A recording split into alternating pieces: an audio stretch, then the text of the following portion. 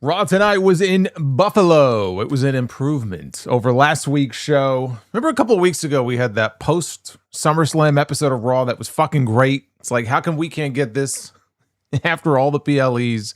It had that WrestleMania post Raw show feeling to it. And then last week was a huge nosedive.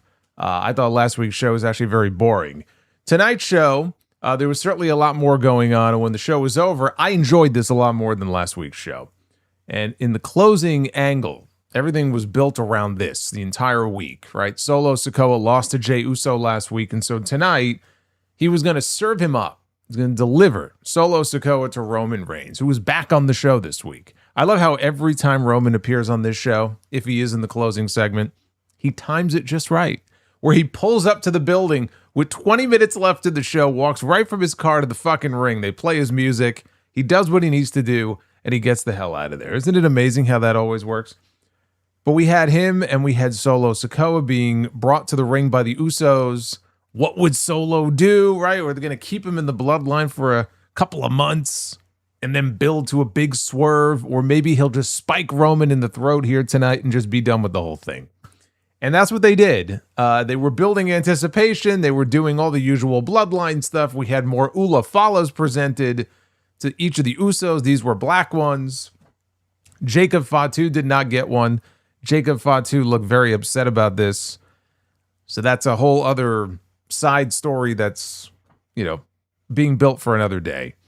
But when it was over, Solo Sikoa had a choice to make when LA Knight came out. And they were holding LA Knight. And Roman wanted him to spike LA Knight. He's not your family. We're your family. Do what you're told. And what did he do? He spiked Roman instead. And everybody reacted in the way that the fans have been reacting generally to Solo Sikoa now for many weeks. They chanted his name. I feel like we're living in an alternate dimension here where it's hard to believe that this is the same Solo Sikoa that was basically poisoning SmackDown with the MFT stuff. For months and months and months, it was like he was repelling me from that television show with what they had him doing. And now you have people chanting the man's name. You have him as someone that people are genuinely interested in seeing when Raw goes on the air each week. And so he gets the big pop for it. LA Knight, he got his licks in on the bloodline as well. The two of them left together in lockstep side by side. Knight's not going to be getting his crack at the championship for a while yet. But now he's got a friend. He's got an ally in Solo Sikoa. Solo has a friend and an ally in LA Knight. Jacob Fatu, who was explicitly told by Roman Reigns when he went to go deliver a Samoan spike to LA Knight, don't do that. I have this. You back off. He took the advice that was given to him. He backed off. As Roman was getting his ass kicked, he just stood there and did nothing.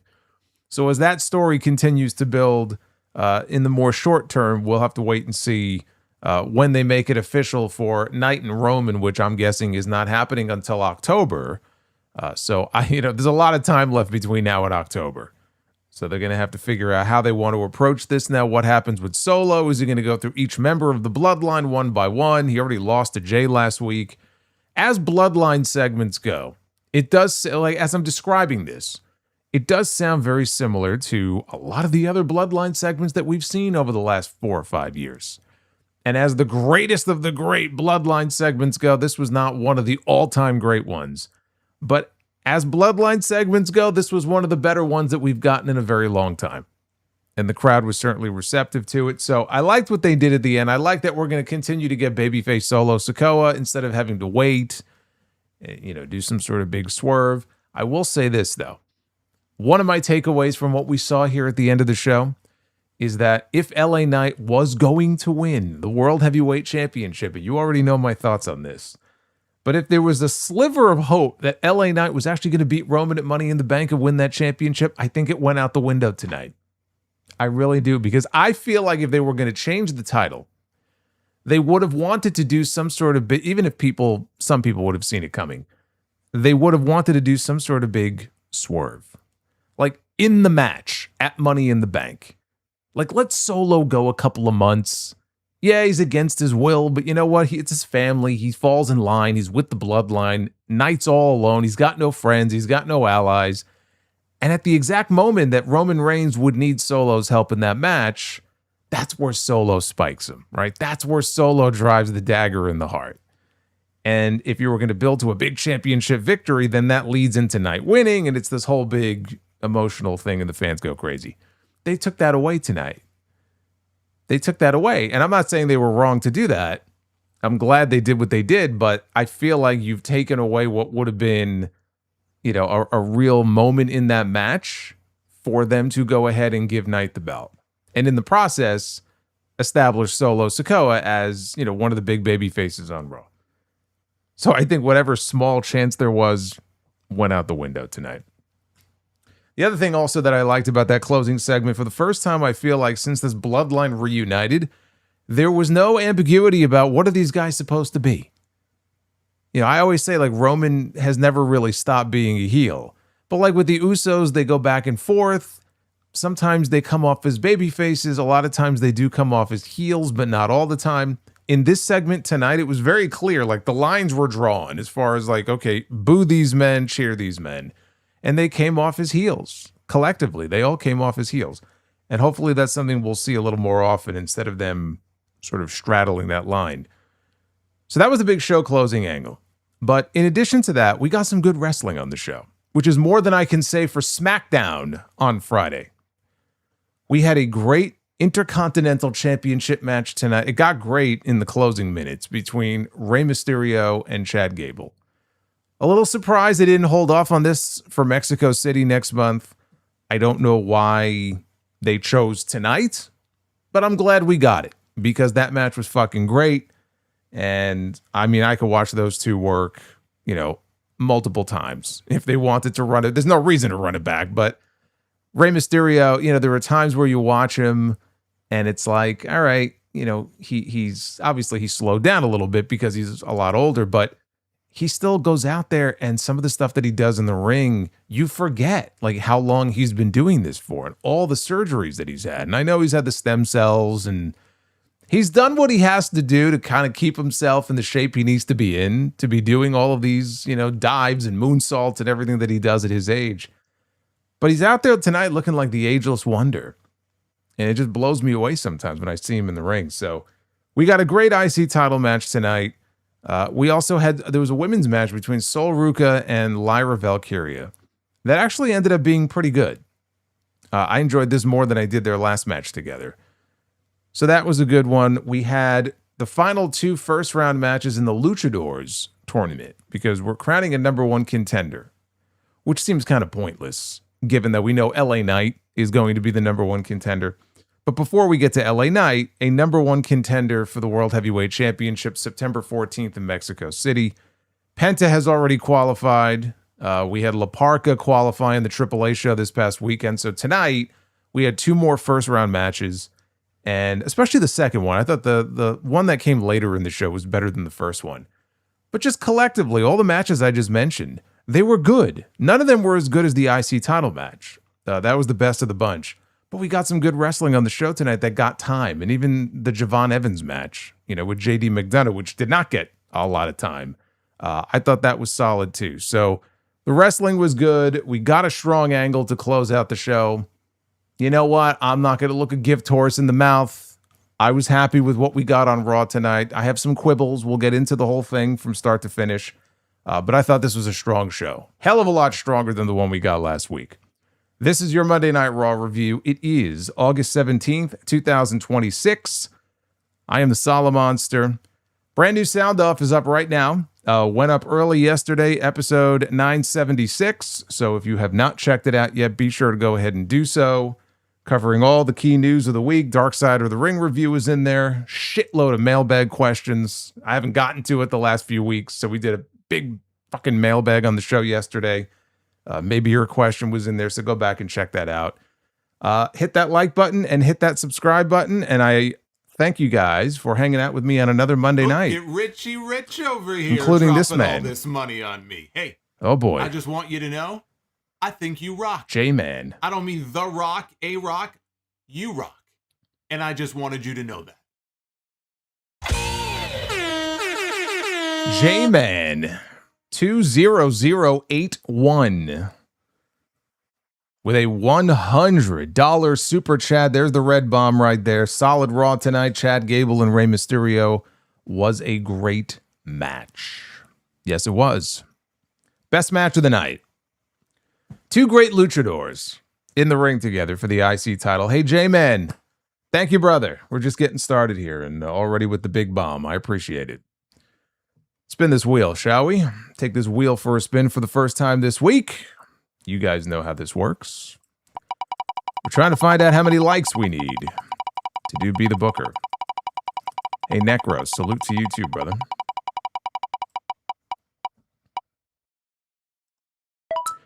Interesting. Bonus goal only. Okay, so we do have a bonus goal going on in the chat. So what that means is that we're not going by the likes number tonight. We're going by the bonus goal.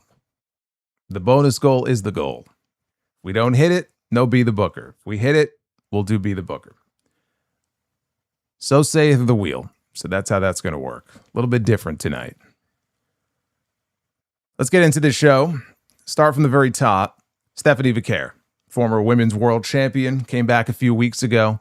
She was out to the ring to open the show, and the first thing she did, she called out the women's world champion, Liv Morgan, who came out on stage with the women of the Judgment Day, Raquel Rodriguez, Roxanne Perez. Liv brought up what Becky Lynch said about her holding the title, how it cheapens it for all the women who held that championship before her.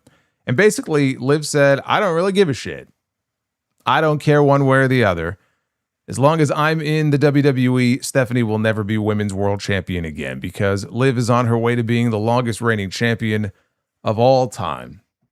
Stephanie dared her to come into the ring, and so she did. And of course, she had backup with her. She had Raquel, she had Roxanne. And even though they had the numbers advantage, Stephanie held her own at first, but then she got overwhelmed. And that brought out Becky Lynch to make the save. And her and Stephanie cleared the ring of all the heels. Then they got in each other's faces. I think there might have been an errant shot that Stephanie threw that might have hit Becky. I looked down. When I looked up, they were at each other's throats. So they just don't like each other, basically. Liv then pulled Becky out of the ring, sent her into the ring post, and then hit Stephanie with a code breaker, and Roxanne dropped her with Pop Rocks. Now, later in the show, and I'm skipping ahead here a few segments because it kind of plays into this, Kathy Kelly was in the back, and she was with Stephanie Vaquer. She broke the news to Stephanie that she's going to have her first match back next week against Roxanne Perez. Becky showed up. Stephanie told her, look, I didn't ask for your help. I don't need your help.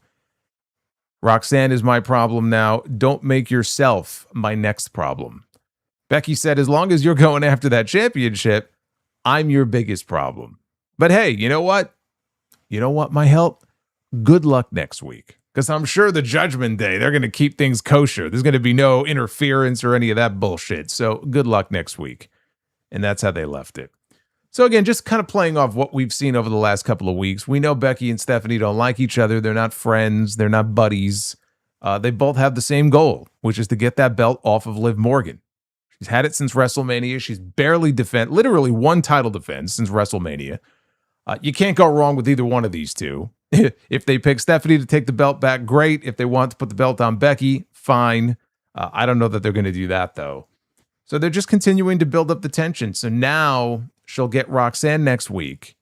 My guess is after that, we'll get Stephanie and Raquel. I don't know who gets the first shot. I don't know.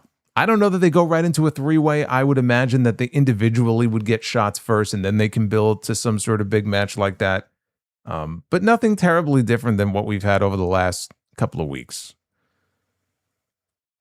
Jimmy and Jey Uso, they were in the back, clowning around, all happy. And they had Solo Sikoa with them, who was anything but happy. He had a big sour puss on his face because he was being served up later in the show to Roman Reigns. He did not want to be here.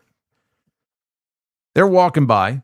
LA Knight is sitting in the hallway as they strolled on by. Knight and Solo, they stared at each other before the Usos escorted Solo into the Bloodline locker room because they're going to milk this. They're going to close the show with this. They're not going to give this shit away in the opening segment. Plus, Roman hasn't gotten to the building yet. So even if they wanted to do it, apparently we can't have the Bloodline segment because we have to wait for Roman Reigns to arrive. He's still enjoying dinner. We'll see him later in the show. We had Javon Evans against JD McDonough. And how did we get here? How did we arrive at this match? Well, when Dominic and JD first walked out on stage, Dom was bitching about his father not putting him in the #1 contenders tournament to wrestle Roman Reigns.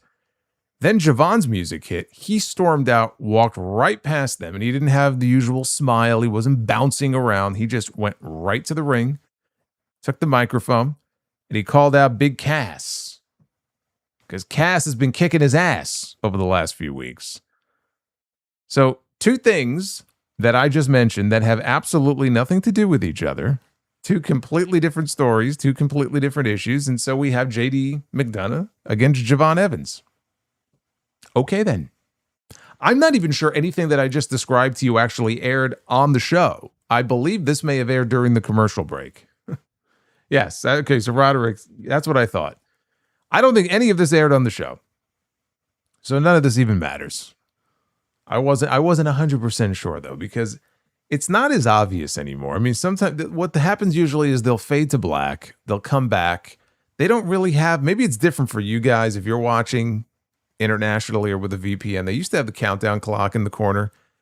I haven't seen that countdown clock in many weeks. I think they've just done away with it. So it's sometimes hard to tell what's actually airing on the show and what's airing during commercial. The one thing I do know is that when they send Danhausen out there, he has become the enough. Yeah, enough. That's my reaction to the Danhausen stuff. He's become the commercial guy, at least the last few weeks anyway. He comes out in his Danhausen mobile. I'll cut him some slack. Tonight was his birthday. He had a birthday hat on. Everybody in the crowd was singing happy birthday to Danhausen. At least we didn't have any dopey birthday segments on the show. When I see Danhausen ride out in the car, I know they're at commercial break. Evans did his running dive outside, run around the ring, dive over the barricade into the timekeeper's area. Appeared to injure his knee in the process, which gave McDonough the opening that he needed. Evans made a comeback, though, with a springboard clothesline. McDonough was able to avoid the OG cutter attempt and hit a brainbuster for a near fall. JD then went up for a moonsault. Evans cut him off. He climbed up. I don't know what he was going for. But McDonough slipped underneath him and then tripped Evans up. He fell down face first onto the top turnbuckle. So McDonough tried for the moonsault again. Evans moved, so he missed. And then Evans headed up top, came flying off, and hit a picture-perfect OG cutter. McDonough sold this perfectly, and he pinned him. I love that little leg twitch, though. If you saw the end of this match, right on the three, like right before the 3 count, McDonough he tried to kick out. It was just like showing he couldn't do it. He didn't have enough, but he was still like in it. He just didn't have enough to actually kick out. So the crowd was really behind Javon here in this match, like super behind him in this match. I just wish it had a little more time. Time is the one thing this match really did not have. It went about 6 minutes. It was solid, though.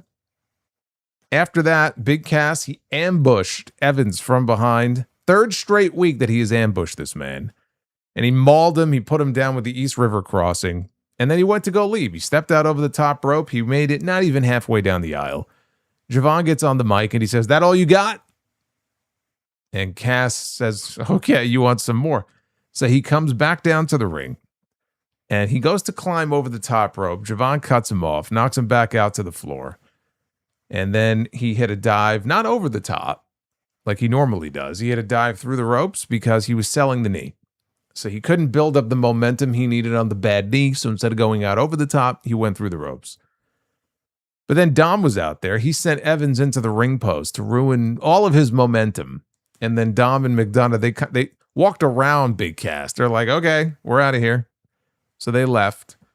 So Cass now had Evans all to himself. He sent him into the barricade outside. Then back inside, he mowed him down with a big boot. And for the 3rd straight week, he left this kid laying. They've done well so far to give Cass the monster push. What I mean by monster push is they've made this man out to be a monster. Not that they're pushing him more than, anybody else on the show, but even the way they shoot him, like when he's in the ring and they shoot him low to make him look even bigger. They don't have to really do that. The guy's a fucking giant. but he's getting the monster push. And Javon Evans obviously is just outmatched, right? I mean, size-wise anyway. This guy's twice his size. And I'm just waiting for the match. What'll be very interesting is Cass has not wrestled yet. So it looks like his first match is probably, unless they give him some sort of squash match in the next few weeks, seems pretty clear that first match will be against Javon. And I think from that match, we'll learn fairly quickly what the real goal is here. Now, you can accomplish both of these things. You can do the match in a way where Javon Evans gets over, right? He's got spunk. He just won't quit. He keeps kicking out, but in the end, he just doesn't have what it takes, right? And he loses, but you just try to portray him as a guy that just will not die. Or you could have him beat Cass. If it's more important to them to really get Javon over, you give Javon a win over a guy that's twice his size. Then we know it's more about pushing Javon.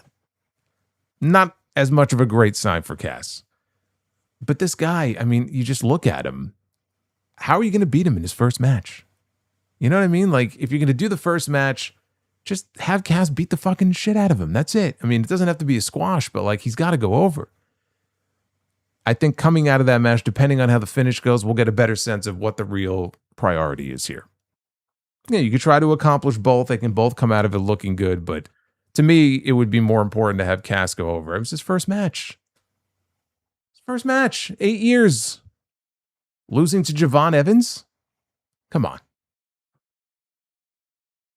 We had a first round match in the tournament to crown a number one contender to Roman Reigns and his World Heavyweight Championship on September 14th in Mexico City. And this is the way that the tournament bracket actually, after the show tonight, is looking. Penta already had a win over Laredo Kid, so he had moved into the next round. And then on the AAA show, La Parka beat Psycho Clown. That match between Penta and La Parka is coming up next week. Tonight, here in this match, we had Rey Fenix, the reigning AAA Cruiserweight Champion, taking on El Fiscal. Fiscal, oh God, I wish I had pulled a photo of him. Fiscal came out here. I mean, he looked like a gold Power Ranger. Like, I can't unsee it. He's a guy came out there as a fucking Power Ranger. And obviously didn't get much of a response because these people have no idea who this guy is. But Phoenix caught him with a springboard moonsault for a near fall. Fiscal, late in the match, he teased a tombstone pile driver, got Phoenix up in position for it. Phoenix, though, was able to counter out into a cradle for a near fall. Phoenix then got him in the corner, and he got him in position for the Mexican Muscle Buster for the win. This shocked me. I was stunned. Stunned, I tell you, that El Fiscal is not going on to Mexico City to potentially wrestle Roman Reigns for the World Heavyweight Championship. I was just floored. I couldn't believe it. Couldn't believe the outcome of this match. They got 6 minutes. It really wasn't anything special. As Rey Fenix matches go, this is about as tame of a Rey Fenix match as you are ever going to see. Now, I'm not saying this guy should go out there and kill himself the way he was doing in some of those AEW matches that he was having on TV, but my God, you have a guy like Rey Fenix, let him go out there and do Rey Fenix things. Very tame match, obviously, with the outcome that we all expected. Anything else here would have been incredibly stupid. Rey Fenix should be in the finals of this tournament. Forget the semifinals. He should be in the finals. Maybe. Oh, look at Alexander. Maybe in the next fiscal year. Yes, the next fiscal year. Boy, that was bad. I should have given you the flush for that one.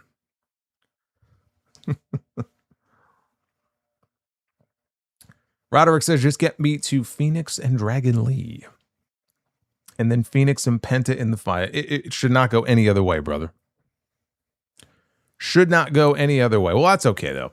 El Fiscal, he'll go back and he'll congregate with all the other Power Rangers, and I'm sure there's some sort of evildoers out there that he can go occupy his time with. After this, we had Sol Look Ruca. at Richie Rich over here dropping all this money. Wait just a minute. I just want you to know. Forget Sol Ruca. I think you rock. I don't mean The Rock, A Rock. You rock. We ain't talking about Sol Ruca yet. And I just wanted you to know that. Oh my goodness. That is Aaron Ruggiero with a $100 bomb to follow up on the one that we got earlier from J-Man. Wow, he was there tonight. Okay, Aaron said was there tonight. We were loud in the house for Oba and Braun's segment. Folks around me were noticeably booing and flipping off Roman. Well, I mean, that's a good sign. Don't get me wrong, Roman was popular. I was in the lower bowl, and the surrounding sections were clamoring for LA. He is a no-brainer, man. Look, I take no pleasure when I come on here every week and I talk about the fact that LA Knight is not going to win the World Heavyweight Championship because, look, you've heard me talk about LA Knight a year ago, 2 years ago, right? This should have been something that happened a long time ago. And you can only get burned so many times, and you hear the crowd reactions, and you see the guy get an opportunity, and then they don't go with him. And then he gets another opportunity, and they don't go with him. And then they funnel him down the card. And after a while, it's like, why should I? You know what I mean? Like, why should I sit here and give them the benefit of the doubt that, oh, this time it's going to be different? I want to believe it. I can't. I can't bring myself to believe it. But you're not wrong. It should be a no-brainer. Did you see the comments that AJ Styles made on his podcast? He's wrestled LA Knight before. Said LA Knight, like you said, no-brainer. He also would love to see LA Knight walk out with the World Heavyweight Championship the next shot he gets. I think AJ is going to be very disappointed, as many of you will be. But I'm not disappointed after that. Thank you, Aaron. Well, you got a good show tonight. I'm glad you were able to be there for it. What we were going to get into next, though, is the women's match. Sol Ruca one-on-one with Lyra Valkyria, two former women's Intercontinental champions. No titles on the line here in this match, although maybe coming out of this match, maybe the winner will put themselves in contention for the title. If you can believe it, and with this booking team, you probably can, this was Lyra Valkyria's first match on Raw since the night that she turned on Bayley. Do you know when that was? 2 months ago. Now, in between, she had the match at Madison Square Garden where she beat Bayley. But when somebody turns heel, right? And I wasn't even sure what kind of heel Lyra Valkyria would make. You've got to give them time on the television show, though, to, develop their character. We know what babyface bird girl Lyra Valkyria was like. Okay, well, now you want to establish heel Lyra. And we have these little vignettes that they drop every now and then. She's got no makeup on. She looks like she hasn't slept in 2 weeks. I don't know exactly what it is that she's going for, but you got to give her time on the show, and you got to put her in the fucking ring because she's very good. It's one of her strengths, is her in-ring, bell to bell. How is this her first match on this show in 2 months? It's ridiculous. Sol went for a handspring as she was heading towards the ropes. This right here was the best part of the match. This was great. So we've seen in the past, Sol does this dive. It's not the, oh gosh, I was going to say different name. That's not the right move. What the hell is the name of this move? Where she does the handspring out over the top rope, lands on her feet on the floor. What the fuck is that move called? Flying Space Tiger Driver, that's what it is. Something like that. She was going for that. Hell of a name, by the way. As she was flipping towards the ropes, though, and she went to go do the dive out over the top rope, Lyra met her on the apron and gave her a hangman's neck breaker across the top rope to the back of her neck. So you should take a look at it yourself. It was very impressive and could have ended the match after that because Lyra headed up top. She hit the leg slice off the top and Sol kicked out. So at that point, I knew, okay, if Lyra was winning this match, it was going to be there. And the fact that she didn't told me, okay, well, I guess the finish is going a different way. Lyra went for Nightwing. Ruca countered out into a tornado DDT. And then Sol hit the Soul Snatcher. And she got the pin. No, it's not a Fosbury flop. I don't think Fosbury flop is what I was thinking of. It's like the Flying Space Tiger Driver. Got some weird fucking names for these moves. Whatever it was, it backfired on her. But this turned into a solid wrestling match here between these two that I thought was better than the last match we saw them have, which was for the IC title on Raw back in June. And I vaguely remember they may have had a match on a PLE, maybe Backlash a few months ago. I thought this match was better than those. But as much as I enjoyed the end of this match, I'm like, Lyra has not wrestled on the show in 2 months. Finally, she gets a match, and you beat her. It's counterproductive, man. She needs to rack up some wins. She beat Bayley at Saturday night's main event, right? Which she needed to establish herself, obviously, in this new persona. But you got to rack up some wins here. So they don't even put her in the ring, and when they do, they beat her. That's the part that I didn't agree with. But I thought these two had a good match. Space Flying Tiger Drop. Okay. So maybe that's what it is. Who cares? It was a cool move. We have in the back. That's what we have next. The Usos. They met with Jacob Fatu. Jey Uso asked him, "Why do you look so sad?" Said, "We did something that your ass couldn't do. We ran the play and we brought Solo back to the bloodline." And then Jay got serious and he asked him, "Who's the punk ass now, Jacob?"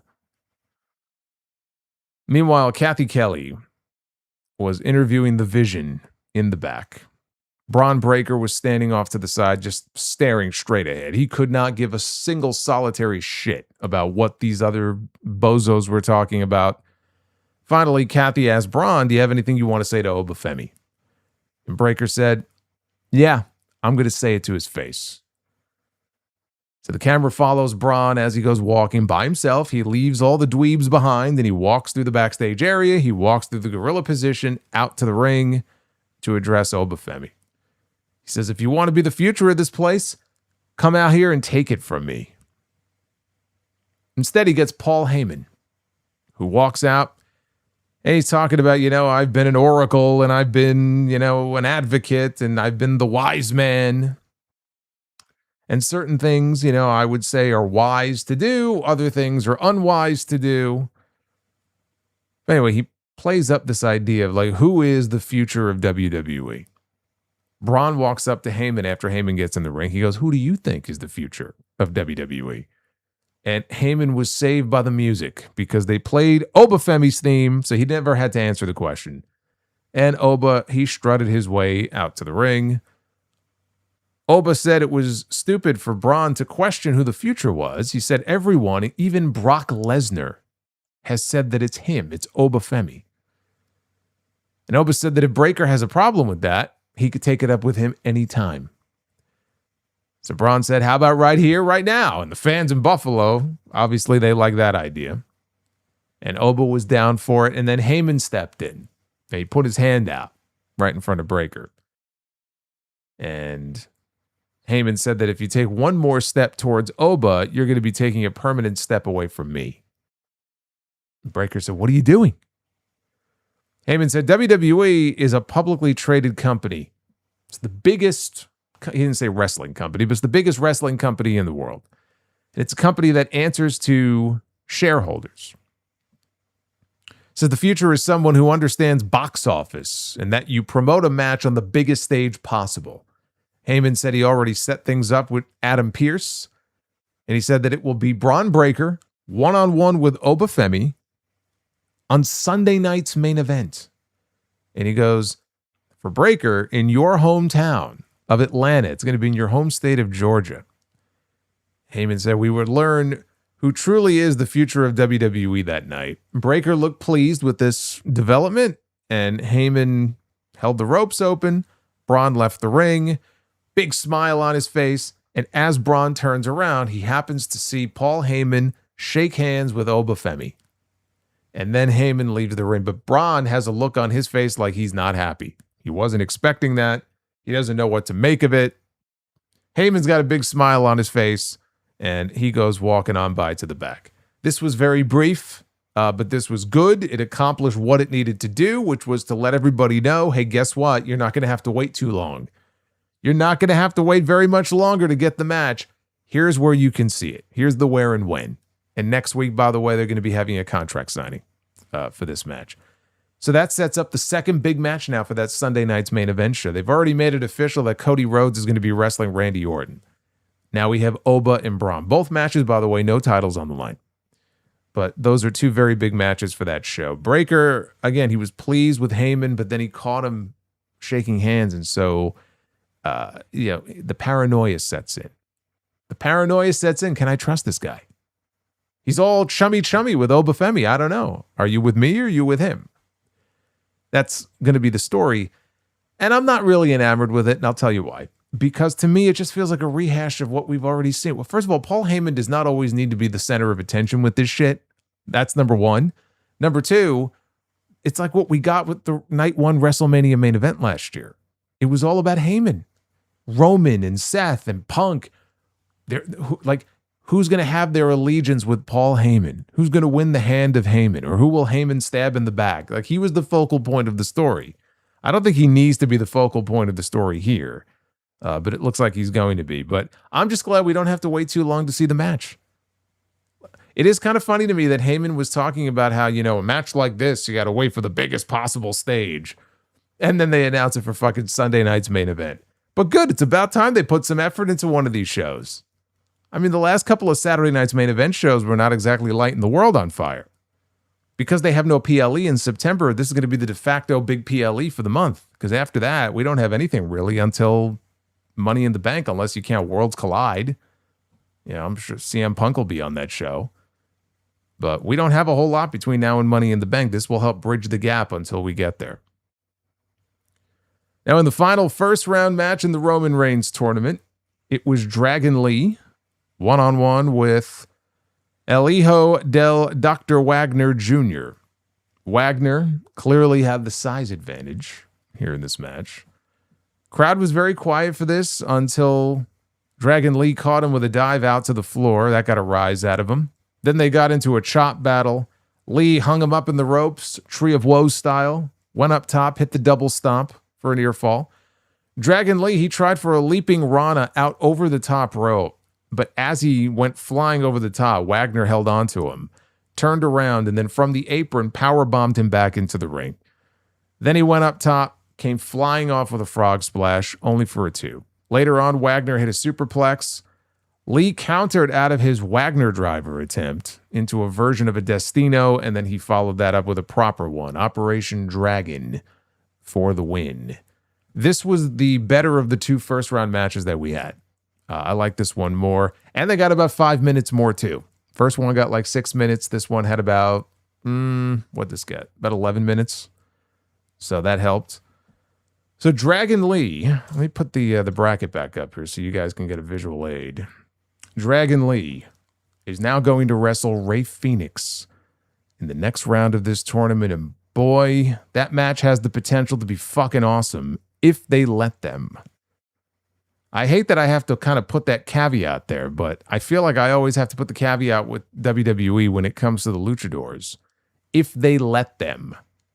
We got some good wrestling tonight. But Dragon Lee and Rey Fenix, like you and I both know what these guys can do in the ring together if you put them in there one-on-one. Are they going to be given the opportunity to do that? Are they going to slow things down? Are they going to have the time they need to really build some drama? Because I'm going to tell you something right now. The only real drama in this tournament is that Dragon Lee Rey Fenix match.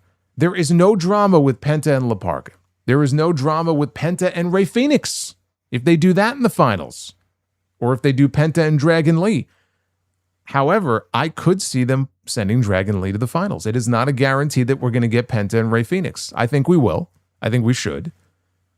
But at least here, there's some doubt. Like it could go either way. Not a lot of doubt, but at least there's a little bit of doubt. But let them just go out there and do what they do.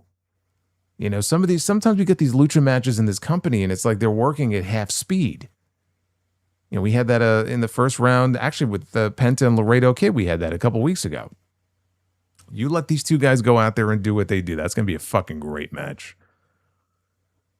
Speaking of luchadors and speaking of great matches, they definitely let these guys go out there and do their thing. Chad Gable. This was his first defense of the Intercontinental Championship since winning it at SummerSlam. He went out there to defend against Rey Mysterio.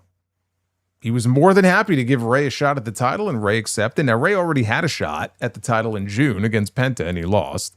So I was like, all right, I'm going to give him another shot. I mean, they can't possibly be thinking about taking the belt off Gable this soon. I guess Rey's just going to go in there and lose again.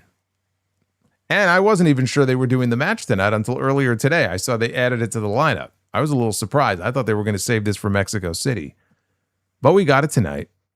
And at the beginning, they're shaking hands, right? Everything's cool between them. And they both had the same idea. They both threw kicks at each other's gut to kick things off. So they fought out to the apron, where Mysterio hit a Rana that took both of them down to the floor. There was also a spot where Rey hit an SAIYAN moonsault from the ropes to the floor. Gable was back in the ring when Mysterio was trying to springboard back inside. As he goes flying back into the ring, though, Gable somehow turned this into a fisherman suplex for a near fall. I haven't seen that. I have not seen that kind of counter into a fisherman suplex, so that was cool. That was very clean. We got a diving headbutt from Gable. Angle slam, only got a near fall. Rey tried for a 619. Gable, though, caught his leg into an ankle lock. Rey was able to fight out of that. He sent Gable face first into the middle turnbuckle. Rey then caught him with a 619. He didn't catch him like normally he does it like in the middle of the ropes. This was closer to the post. But he hit the 619. And then after that, he was able to get him in like the proper position. And then he hit another 619. And now the crowd is going apeshit. Now, it's not a case where they were like booing Gable. It's not like the crowd turned on Gable because they like Rey more. They may have liked Rey more. But they just, were so into the idea that this man was going to capture this championship. They got lost in the moment, right? Aaron sent in a super chat before he was there. I'm sure he was part of that crowd that was cheering and hoping that Rey Mysterio was going to pull it off. And he goes to the top. He comes flying off with the splash. And he got the knees up. And then at that point, he got the ankle lock applied yet again. Rey tried to kick him away a couple of times. That didn't work. Then Rey tried to turn it into a cradle. Gable was able to reverse backwards into a cradle of his own. And he got the pin to retain the championship. They actually got longer for this match than Gable and Penta did for their SummerSlam match. So I was, again, surprised to see them do this match at all tonight. I thought they were going to want to save this match for Mexico City and just really build up a big Raw show next month with the world title on the line, IC title on the line. And it may still be, but it'll be against somebody else. Crowd tonight, again, they were on their feet for the final closing moments of this here. I'm glad we didn't have to wait. Hey, I'm not complaining about the fact that we got the match a month early. Mexico City is still 4 weeks away. But this was fucking great. And this is what I was talking about at the beginning of the stream, where sometimes Rey is out there, and again, it's, kind of a slower match, and he's not doing anything too crazy. He didn't do anything too crazy here either, but the fact that he's even out there doing SAIYAN moonsaults and just moving around the way that he moves around is incredible when you consider the longevity that he's had. I said this on Twitter. I said, we are coming up in the next few years on the 40th anniversary of his debut match. He was 14 years old when he debuted in 1989. The fact that he is still going out there and doing the things that he does, and working that style, right? He was a luchador. It's not like he's working a ground-based style. And all the knee surgeries and all the injuries that he's had over the years, it's incredible. There's nobody else like him. There's just nobody else who's active, who has that sort of longevity and is out there doing the things that he does. So this was great. I enjoyed this. The match as a whole was very good, and it's a great win for Gable. Rey strapped the belt around his waist, a big endorsement when the match was over.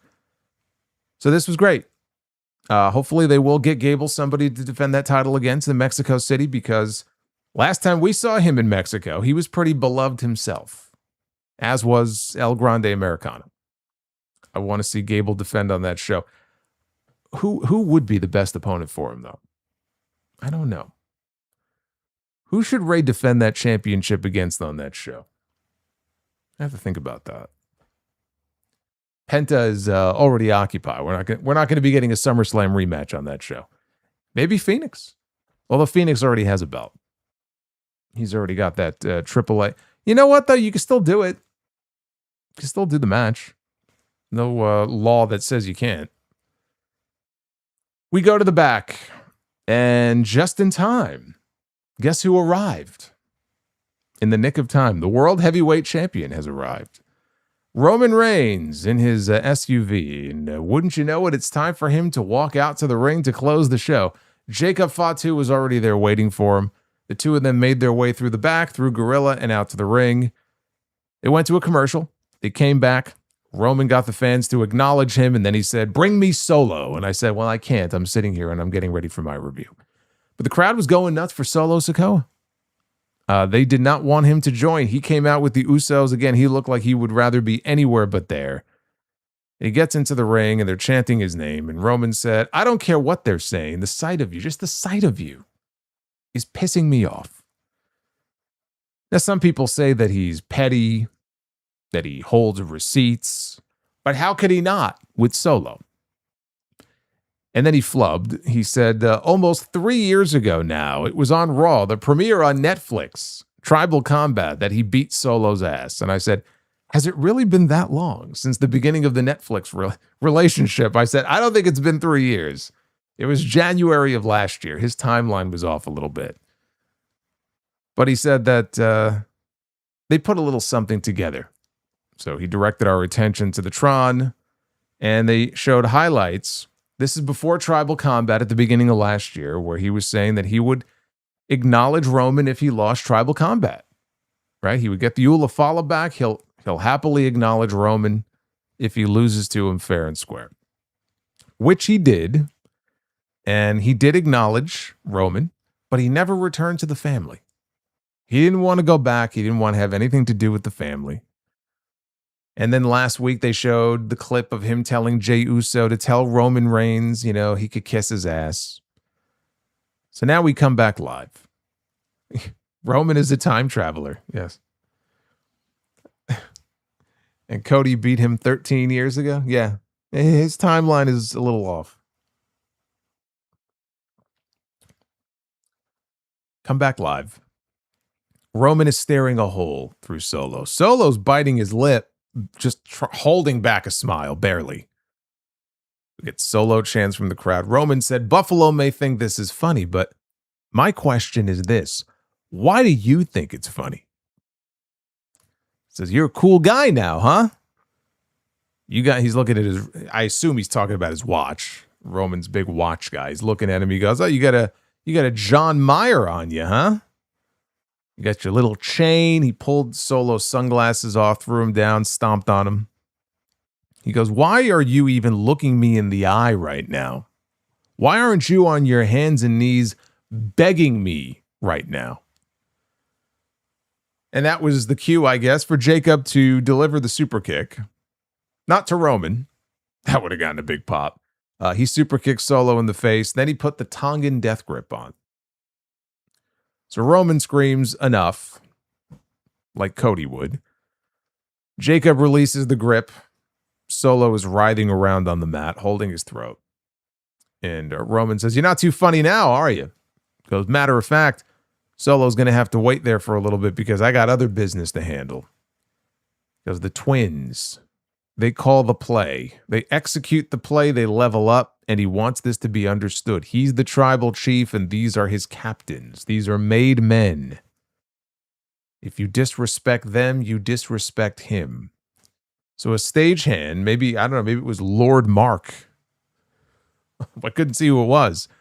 Off camera. But they reached up and they handed Roman 2 black Ulafalas. And Roman placed one around Jimmy's neck, placed the other one around Jay's neck. Meanwhile, they showed Jacob in the corner, and he is fuming, right? Because there's none for him. So they have Ulafalas, but not him. Plus, Jay had disrespected him earlier and said, who's the punk ass now, right? So Jacob is not happy. Roman tells Solo, get your ass up.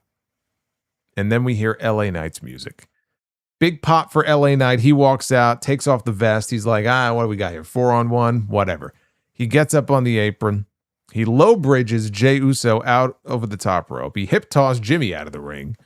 He gets inside. Jacob attacks from behind, and he's going to apply the Tongan Death Grip. As he's coming in to apply the Tongan Death Grip, Roman stops him, backs him into the corner. He's browbeating him. He's yelling. I couldn't hear everything he was saying.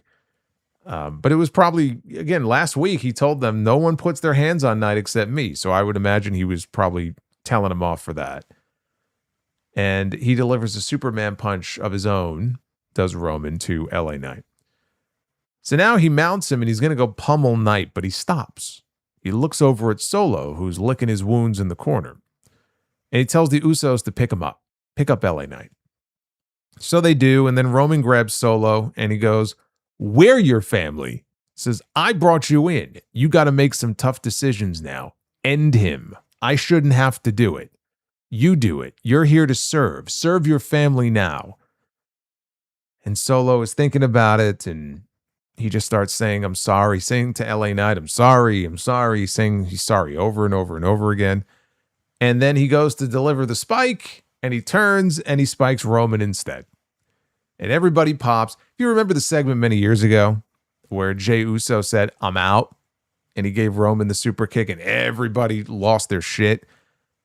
This wasn't as big as that, but it was sort of the same thing where it's like, okay, we got the little swerve. Roman, in this case, took a spike and not a super kick, and everybody lost their minds.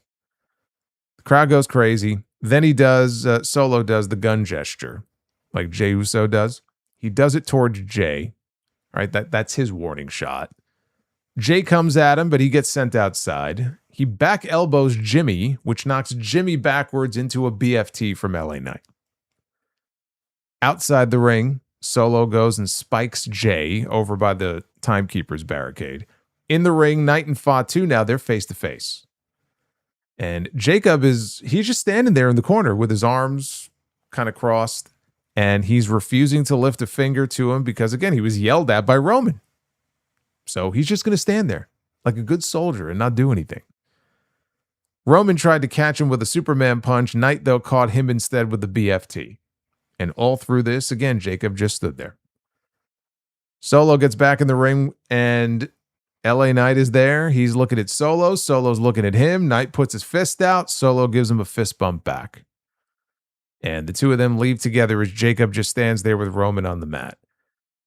As Bloodline segments go, this was one of the better ones, the best one we've had in forever. Even better, Solo now stays babyface. Instead of dragging this out, he rejoins for a while. And look, I think that there could have been some interesting TV segments to come out of that if you have Solo unwillingly in the Bloodline or pretending that he's okay with being back in the Bloodline and he's trying to sort of infiltrate from within. I mean, there's a few different ways you could have gone with it, but I'm happy they're keeping him as a babyface now because that's the right role for him to be in. Meanwhile, they're continuing to stoke this tension between Roman and Jacob. And I feel the same way I felt before, which is that when Roman loses the World Heavyweight Championship, he's going to disappear. So when he disappears and he's ready to leave again, that's when they pull the trigger on Jacob turning on him. Jacob then takes his spot. And Jacob will lead the Bloodline. I said this, Zilla Fatu debuted on NXT last week. And I don't know how long they plan on keeping him down there. I think you can keep him down there for a while. I don't think there's any rush to get him on the main roster. It's not like the Bloodline is going anywhere. The Bloodline's going to be here for another 5 or 10 years. So you can give him a run as the NXT champion. You can keep him down there for a fucking year if you want to. But when the time is right and he gets called up, he can be to Jacob what Jacob is at the moment to Roman. Maybe not as much of like a manservant, but kind of like his right-hand guy. And we know the Bloodline is still going to be around, but you kind of give it a makeover. Roman goes away for a while. Jacob takes that leadership position. Eventually, Zilla comes up. Zilla could be his boy. Do you keep the Usos in there? Right now, Jacob and the Usos are not exactly seeing eye to eye. I don't know if Jacob would want them in the Bloodline, but without them, you don't have much of a bloodline. You got two people. So, but there's ways that you can kind of give it a makeover. I don't think whatever happens with Jacob, though, happens until Roman loses that title. If you are of the belief that Roman is going to lose to LA Knight, maybe it happens in a couple of months. I'm not one of those people. I think we're looking at like WrestleMania next year. It's going to be a while. But I think that's what they're ultimately building towards. So he didn't look very happy in this segment, but I don't think that there's some sort of, imminent explosion that's going to be happening. I just don't think they're ready for that yet. I don't think Roman is going anywhere yet. I really hope we're not in for like a bloodline civil war type thing at War Games. I would hope they have some other idea for War Games. Or if the bloodline is going to be in there, just keep them all on one side. Have a completely different team on the other. That's too early to start speculating about War Games.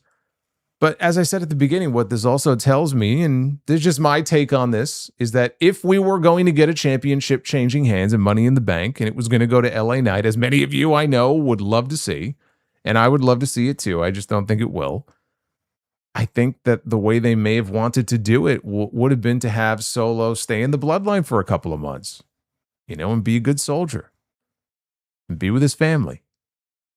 And then when it was time for him to kind of nut up or shut up and help out Roman, that's when he spikes Roman. And he helps LA Knight win the championship. And they didn't do that. They gave us the spike tonight. I just think it makes it that much less likely that we get that big moment with Knight, assuming that match happens in Money in the Bank. And I'm not saying that they're instead setting up Solo to kind of turn heel on Knight and cost him the title. At least I fucking hope not. I'm not saying that, but had he joined the bloodline and was going to be there for a while, I might have started to buy into some of the hype about Knight possibly winning the belt. Now I just feel the same way I've always felt about it. But I like that the bloodline was more overtly heel. Hopefully they'll keep that going. This was a very strong episode. It was more in line with the one we got coming out of SummerSlam, more so than whatever the hell we got last week. We got the big Solo swerve at the end, the big angle, great IC title match, some other good wrestling matches, and we have a big match confirmed for Sunday night's main event.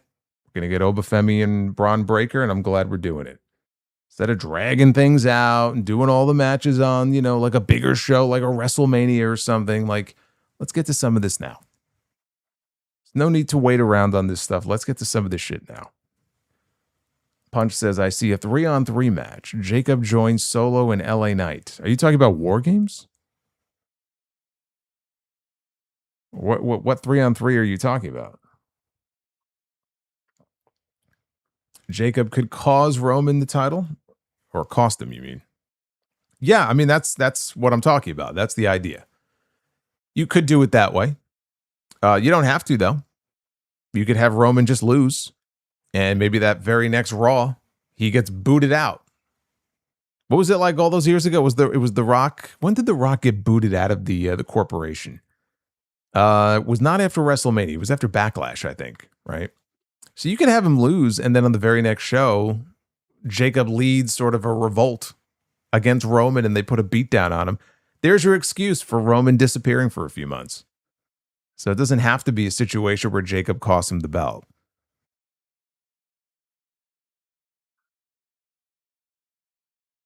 Waiting until Mania for Roman to drop the belt is ridiculous. Really? You don't know the way WWE operates, don't you? You don't think they want Roman at WrestleMania next year? Especially if they're not getting Rock.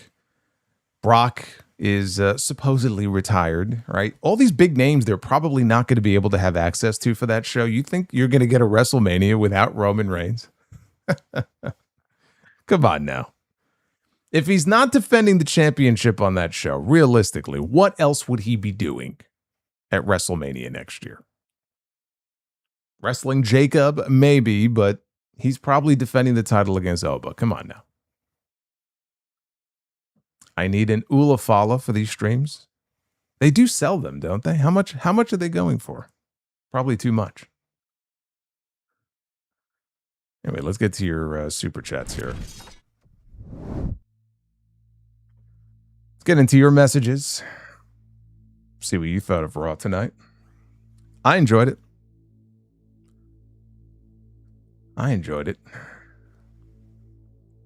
Wrestling Brock Lesnar again at WrestleMania as they both come out of retirement. Yeah. How about we don't do that? Quizzical one. What do you call a religious pile of hay? Christian Bale.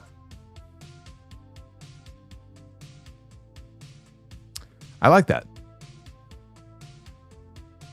I've heard worse. The Sheltered Kid. Because I was a kid around 2014, how good or bad was the Authority? It was, for the most part, very bad. The best part of the Authority was playing foil for Daniel Bryan, for him to win the World Heavyweight Championship. That aspect of the Authority worked very well. But a lot of the other shit the Authority did, and again, sticking around for too long, it did not make for great TV. Outside of the Bryan stuff, it did not make for good TV. Also, side question, are Kurt and Brett tied for the best? If so, who is better and why? It's all subjective. It's all subjective. For me, Brett is the guy. His matches have more replay value for me than most, including Kurt. Kurt's had great matches, but I hold Brett in a higher regard. You can't go wrong picking either one of them, though. Also, is the McMahon family being replaced by the Anoa'is? No. Dry Chicken says, Oba Femi against Braun Breaker. Femi beats Braun. Sorry.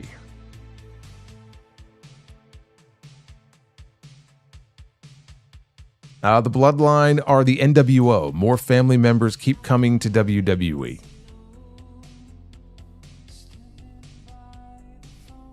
Well, the Bloodline has a ways to go if they want to catch up to the NWO in terms of members. We're not quite there yet. We may get there, but we're not there yet.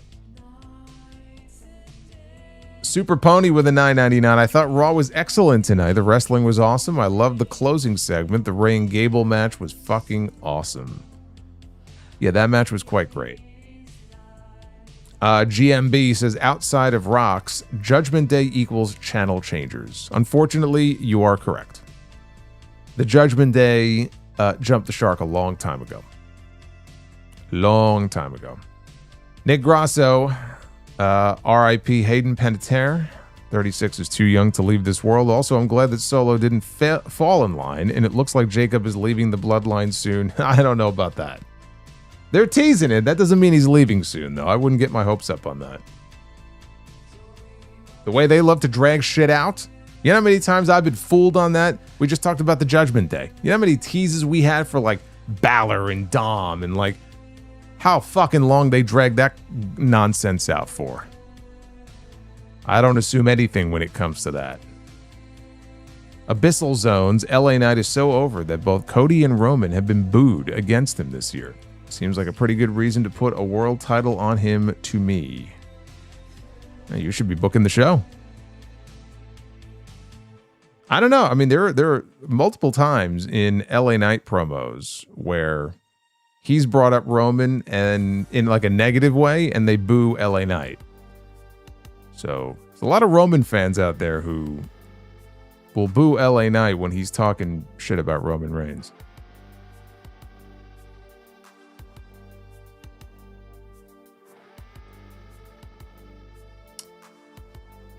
Jason Tarr. A $100 bomb. Was that, wait a minute, was that J-Man from earlier? I think it might be. Jason, thank you, brother, for that bomb. I think that might have been the first one that we talked about earlier. Unless that was another one that came in, but I'm pretty, that might have been a different one. Hey, Jason, thank you, man. Some of the air horn love there. I appreciate that. Solid Raw tonight. Chad Gable and Rey Mysterio was a great match. It was the best match on the show. Rey, every time, man, he turns back the hands of time. Turns back the clock. I don't know how he does it, but he finds a way.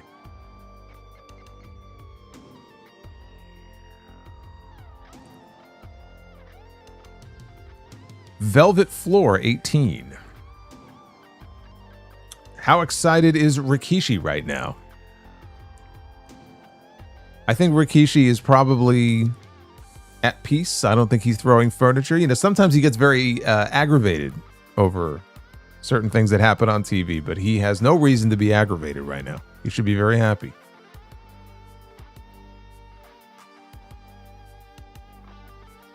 St. James Entertainment swapped the Solo Swerve for Jacob turning at Money in the Bank. Look, I would love to see it. I just don't know if they're ready to do it just yet.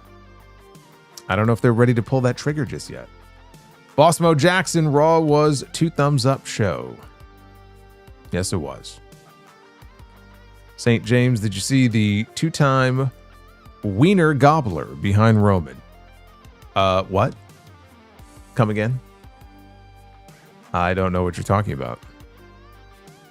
I was not looking for that, nor did I see that, or else I certainly would have mentioned that during the review.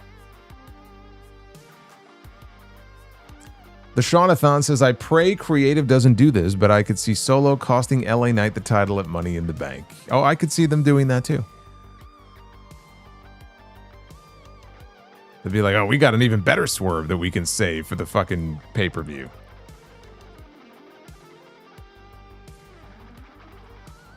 Spray J with a $15 super chat. I need a Solo and LA vignette taking Roman's yacht for a joyride, a la Step Brothers style stat. Yeah, I mean the good news about keeping the two of them. Enough! Oh, man, Mr. Delish says enough. The good thing about keeping the two of them as friends is that there is a lot of potential to some real comedy, like backstage comedy. I mean, you don't want to go too overboard with it, but hope they tap into that.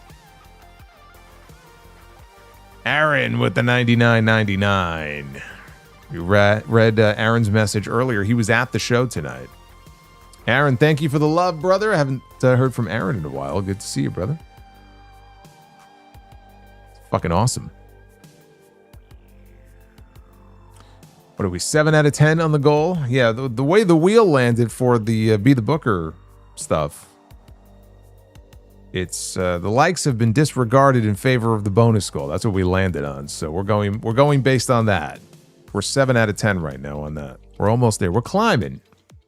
We're not quite there yet. EJ Slamp with a $4.99. Mets fan, White Sox fan asking, can we get a fuck Pete Crow Armstrong?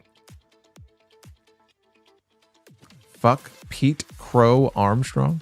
Cubs traded a prick Javi Baez for another prick PCA. More arrogant than Utley. I think it would be very difficult to be more arrogant than Chase Utley. My favorite sign ever at a baseball game was actually outside the stadium. It was many years ago. It was a pre-show or post-show panel with Gary, Keith, and Ron outside the stadium. And there was a fan standing behind them. I still have it on my phone. There was a fan standing behind them with a giant sign that says, Chase Utley deserves the electric chair. And I endorse that. Thank you, EJ. Nick Grasso, the $9.99, says, maybe instead of Solo spiking Roman, maybe Jacob screws Roman at Money in the Bank. I just hope they don't have Solo betray Knight and help Roman win. That would be terrible. Yes, but Nick, it's what we do. It's what we do, Nick. We tell stories. We swerve people. We zig when you think we're going to zag. It's what we do. Yeah, that would be pretty terrible. Prince Vegeta says, what a quote-unquote babyface Roman is, telling fans to acknowledge him, bragging about how good his life is, feuding with popular babyfaces, breaking people's property. Yeah, he stomped on his sunglasses. What a babyface. Also says, this is Lyra's first match on TV in almost a month, since she got that huge win over the legendary Bayley. WWE really knows how to keep momentum going. Oh, sure they do. They're so great at it, aren't they? Yeah. Duff's Vids with a 1999. Haven't been around to know if this has been brought up, but why is it that Michael Cole keeps stop saying a sentence random? Okay, so I'm glad I'm not the only one who's noticed this. So I've noticed this has become a real issue since they went to Netflix. They will be coming back from a commercial break, for example. And Michael Cole will begin to do a plug, right? He's going to promote something. And then the audio just cuts out. And I hear the Raw music playing, and they're just showing the crowd. And like 5 or 10 seconds go by of nothing. Nothing. So something is going on where I don't know if it's... I don't know. I don't know if it's for certain feeds. They're cutting the audio. It's very weird. And yes, it happens on SmackDown too. Okay, yeah, that's true. It's not just Raw. I don't know why that happens. That never happened before.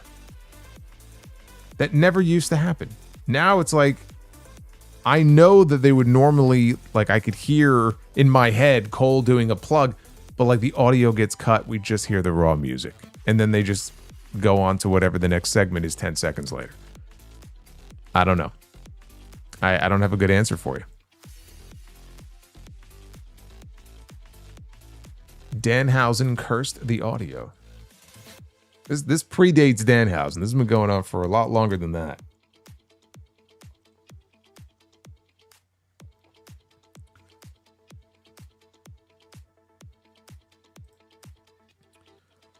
Base Beerus, Judgment Day could use Big Cass. You know, I hate to say it, but I think you're probably right. I see at this point, I would rather they just kill the Judgment Day dead. But honestly, if you want to keep the Judgment Day around, they need some new blood. And I think that could benefit Big Cass. Especially if they use it in such a way that they can develop his personality, his character a little bit more in some backstage segments. Because, I mean, right now, it's fine. He just came back. He's going to randomly show up and kill dudes. Okay, cool. But after a while, you're going to have to do more than that. You know, flesh out that character a little bit. That's one thing the Judgment Day was always good for. What would J.D. McDonough be doing if it wasn't for the Judgment Day? Like, honestly, would he even be on TV? The Judgment Day was demonstrably beneficial for certain people over the years. They have gotten incredibly lazy. They have not added any new members recently, and they keep doing the same old shit with the existing members. They're down to 2 guys, 3 girls, and what exactly is the purpose of the Judgment Day? What exactly does the Judgment Day really bring to the show at this point? Not a whole hell of a lot. So adding a couple of new members and booting out some other ones that have overstayed their welcome probably is the way to go.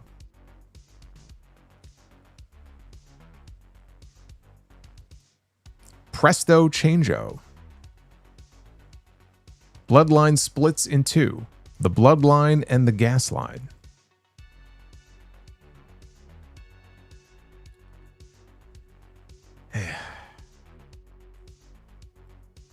MGM Ballin with a $9.99. Needed a cold shower after seeing Stephanie in the opening segment. But in all seriousness, Liv has become get off my TV cringe, and I was a big fan at one point. Gimme Jacob turning on Roman and LA winning. MGM, I think you're asking an awful lot of this creative team. I think you may be setting yourself up for some big disappointment, brother. Temper those expectations. I'm just saying, just bring it down just a little bit. I'm with you, but you got to temper those expectations. And RD Beats with a 20. Hey, it's RD Beats. It's Dylan, everybody. Just want to say I won my dog collar match. All right. How about that? I mean, if you lost the dog collar match, you wouldn't be able to hang around here anymore. You'd have to hang your head in shame. It was my first time. Oh, he got color. Okay. It's his first time getting color, even though I didn't bleed as much as my opponent, and I ended up cutting a great tear in my cutting a great tear in my eye, like promo afterwards. Well, if that's on video, you'll have to tweet me or share it with me. This Ric Flair-esque promo. Well, congrats on the big win. You know, Dylan's been keeping us updated periodically on his career, how things are progressing. I love getting these updates. And last but not least here, Barry MK with a 5. Miz and Kit going back to normal without being explained last week, and their story with Danhausen just ended is so lazy. They don't even try anymore. Yeah, but let's be honest. Like, who gives a shit about that story? That story was garbage. Yeah, we never got a payoff to what was under the sheet either. It was probably going to be Baron Corbin. And then they came to their senses and said, hey, maybe we should debut him a little more seriously. And now he's the United States champion. Guarantee you that that's how they were going to bring him back. And then there was a creative shift, and then the body under the white sheet in the laboratory story just went away. I don't think it's been mentioned or teased in like 2 months. Of course it's lazy. Of course it is. But like in this case, who cares? I'd like to pretend that none of that even happened. I think that's probably the way to go.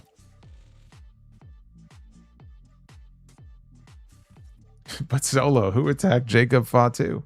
Well, if you ask all these people, oh, it was Drew McIntyre because he said so. Yeah. Another aborted storyline.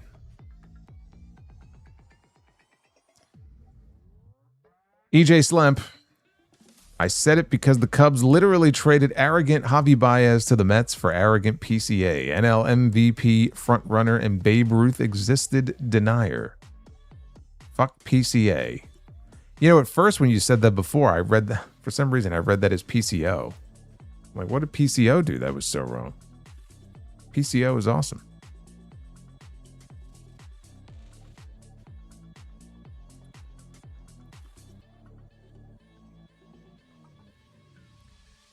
And Devin, what's the 411 on the Cena tournament these days? Devin, I don't even think they know. They're literally trying to figure it out on the fly. They do not have all the details worked out. I'm half expecting them to just quietly let it just sort of die and go away.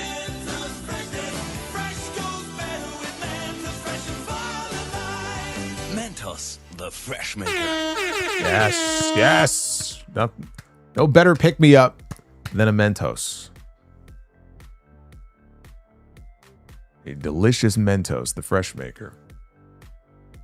That was Yukio Rules with a $30 drop to get us to 8 out of 10 on the bonus goal. I feel like WWE just kind of sucks at doing stables lately. With that being said, what are some of your favorite stables? I mean, the OG NWO is kind of hard to top, given all the success and influence they had. The Hart Foundation, the Heenan family.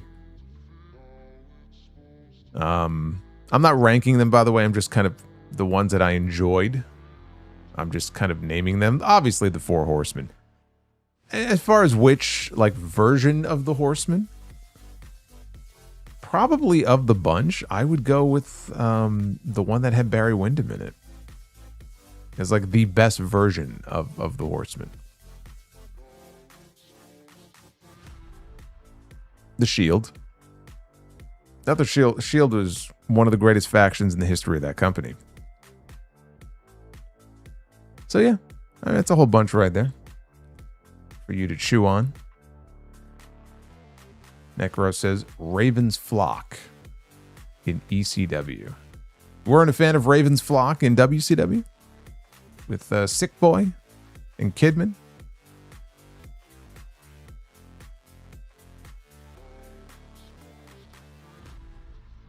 Nation of Domination.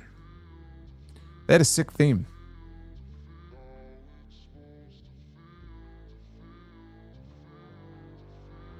Prince Vegeta says, saw Obsession. Bear is the true heel. There's full videos on YouTube about like the moment that people realized. It's fascinating to see their reactions.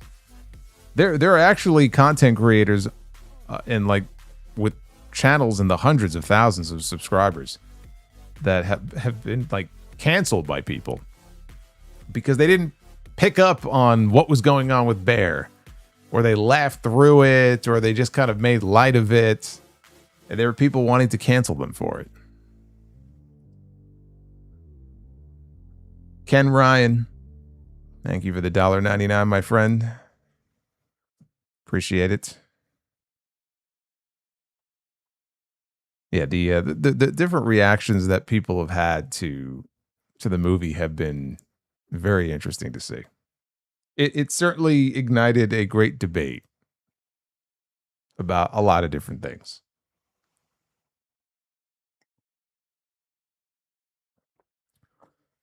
All right, well, I appreciate all the support. And we actually hit 507 on the likes. It's too bad we didn't have an actual likes goal tonight. We would have smashed it. But the wheel did wheel things. Again, here's the wheel. It said bonus goal only, so we have to go by what the wheel says. Tomorrow is going to be a brand new episode of the Uncrowned Wrestling Show. That'll be going up a little bit later on in the day. And I've got some more mailbag questions that you guys have sent in, so we'll get to some of your Q&A on tomorrow's episode as well. And then tomorrow night, I'll be live with JD over on his channel for a brand new Tuesday Night Titans. And then Wednesday, we have the Dynamite post show. Friday's a big SmackDown because we have the WWE Championship on the line. CM Punk defending against Kevin Owens in Toronto. I'm sure Sami Zayn will be lurking. I forgot to mention Raw next week. Just a little programming note. They're in Ottawa. Raw airing earlier than usual. Early start time, 6 p.m. Eastern. I believe they're taping SmackDown that night, which is why they're doing that. So 6 p.m. Raw. I'm probably going to watch it live and go live right after. So the stream next week, probably going to be a couple of hours earlier, maybe around 9. So just be aware of that. I'll remind you guys on the sound off this weekend. But yeah, they kind of threw that in there in the middle of the show. Like, oh, by the way, Raw next week, 6 o'clock in the evening. Okay. Linkmaster Solo, can we get a one wish? Willow. There you go. All right, be well. Stay safe. Have yourselves a great rest of your night, and we'll do it again on Wednesday for the Dynamite post show. Until then, take care, guys.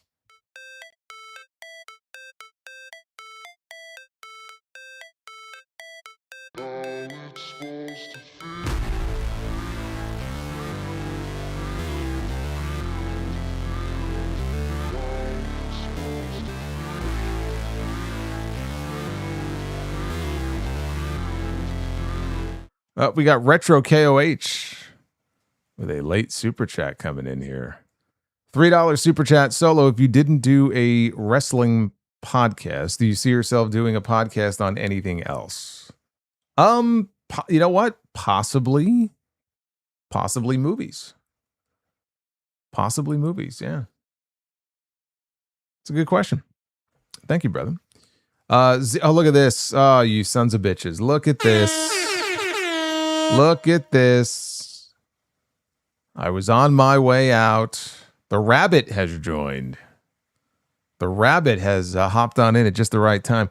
Z-Ray and MGM Ballin. Bonus be the booker, baby. They got us to the goal. 10 out of 10. Look at that. I was on my way out. The fucking headphones were coming out. And then you guys came in the clutch. Not so fast, Solo, yeah. Well, how about that? It is time. It is time to be the booker. Here we go. Ladies and gentlemen, it is now time to be the booker. Always got to come in there at the very last minute. Always. Look at that. Amazing. It's all the wheels' fault. Yeah, we have our overrun here. This is my best Tony Khan impression here. I promise you I won't go 35 minutes in my overrun. Hey, Linkmaster, thank you for the $2. You guys are killing it tonight. Well, I at least owe you a good Be the Booker. Well, it's not what I had in mind. We have Al Snow and Steve Blackman. We have head cheese. We have a giant block of cheese, and we have a mannequin head. This right here is a very ridiculous image that sums up a moment in time, an era of the past in WWE that was actually very entertaining. I do miss it.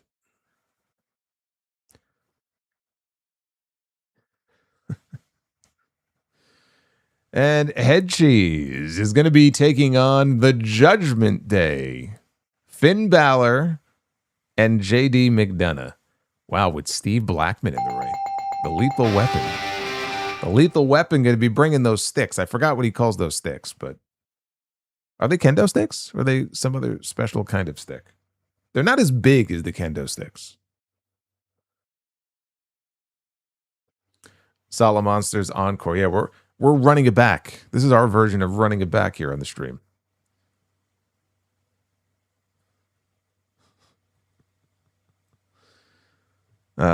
Women's Be the Booker. Were they okay, small kendo sticks, I guess. We have Chelsea Green. Look at this woman draped in gold here in this image. She used to be the United States champion. She had the AAA mixed tag team. What is that other title? Is that the women's North American title? Did she really have all three? Oh, wait, no, maybe that's Ethan holding up. Okay, I can't see whose hand that is. I think that's Ethan. That's what that is. That's right, because he put the Canadian backing on the North American title. Okay. And now look at Chelsea. Now she's the WWE Women's Champion.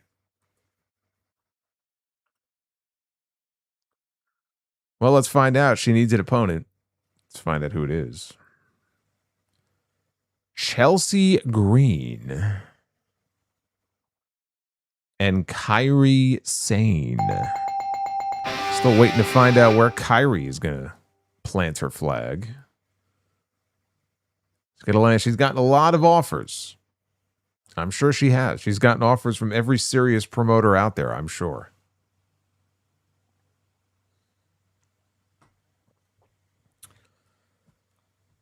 And our final round. Our main event of the evening.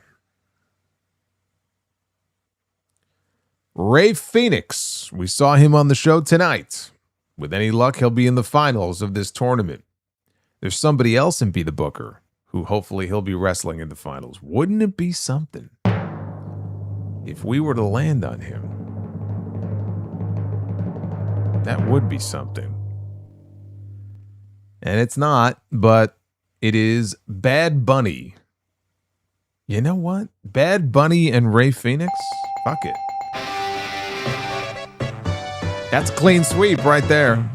Think about the match that he had with Damian Priest. I think a match between Bad Bunny and Rey Fenix could be every bit as good.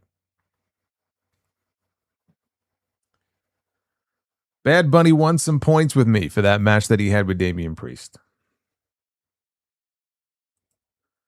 Well, look, if we were only going to do one round of this shit, at least we got a clean sweep out of it. That's what you want to see. That's right. Why not? Why not? Why not? We got Cam. Want to send a birthday shout out to my girl Ellie, who's been watching your lives as well. Pretty cool having a lady who will watch wrestling and anime with you. That's what you call a keeper, Cam. So shout out to you and shout out to Ellie. That's awesome.